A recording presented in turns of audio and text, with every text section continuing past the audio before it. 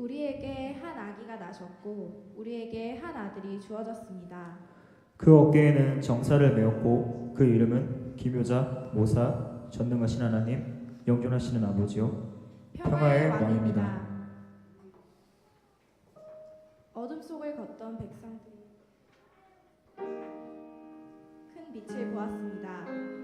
깊은 흑암에 사는 이들에게 한 빛이 빛이었습니다.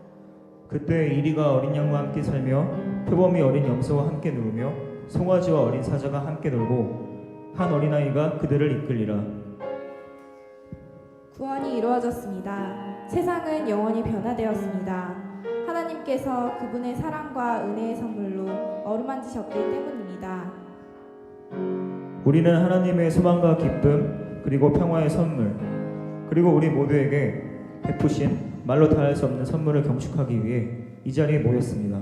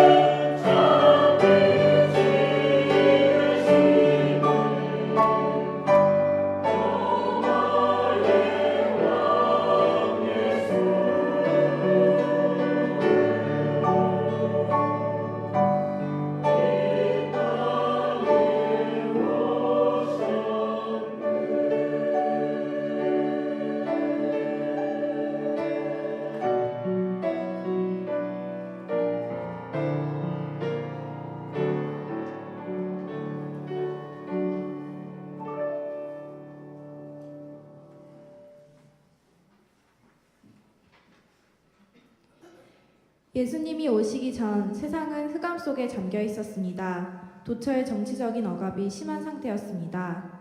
예언자들이 메시아가 오신다는 하나님의 신실한 약속을 전한 지 오랜 세월이 흘렀습니다. 과연 그들의 구원자 혹은 그들의 왕이 마침내 오실 때가 바로 이때입니까?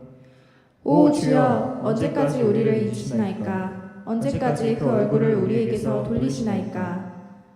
한편 어두움에 하나님의 약속의 서광이 비치기 시작합니다. 하나님의 신실하심을 믿는 이들로부터 소망의 기쁨이 싹트기 시작합니다. 신 할렐루야, 구주께서 오시리라.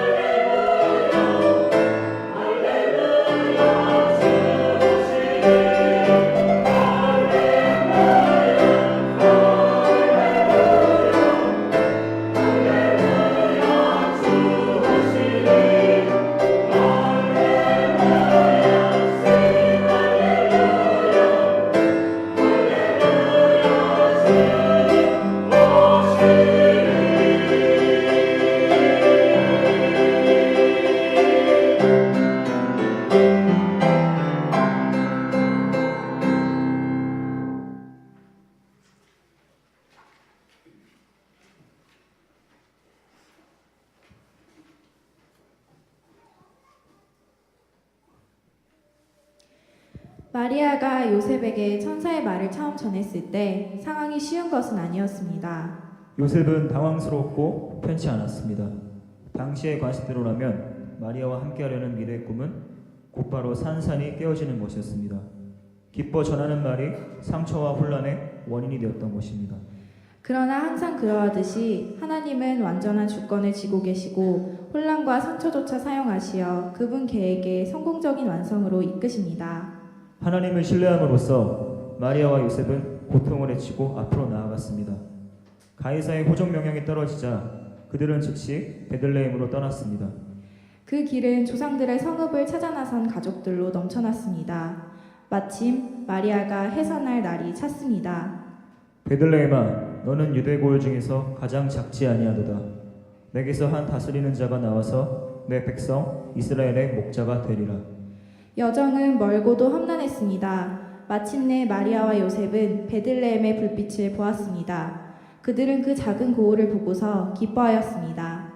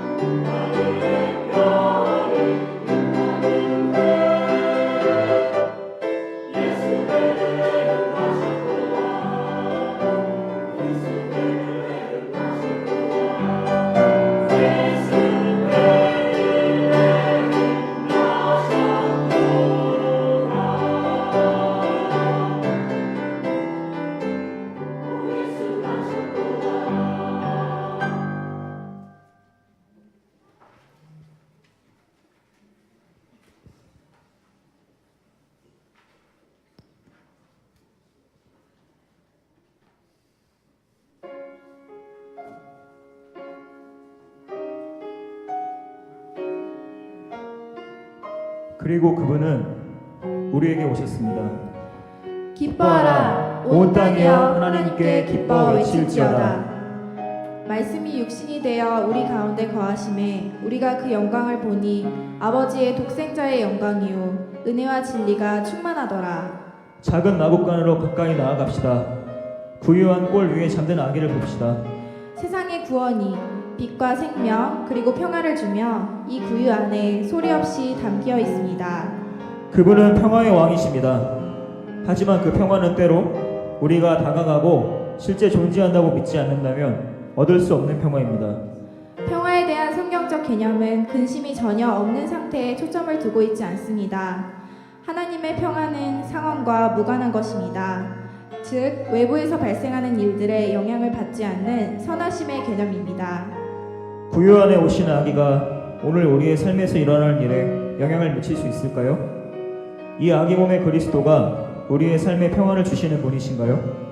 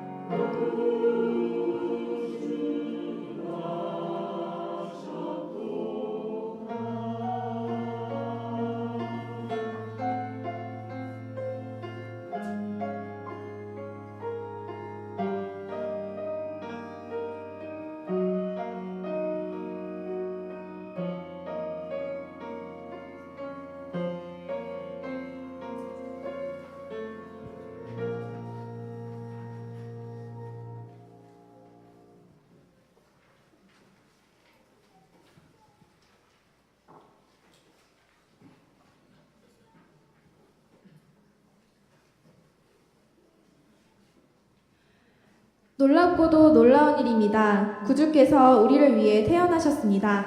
이제와 또 영원히 평화의 왕이 계시니 그 이름은 바로 예수님입니다. 우리 구주를 노래하며 송축합시다. 우리 찬양의 목소리를 높입시다. 노래하고 외칩니다. 임마누엘, 하나님께서 우리와 함께 하십니다.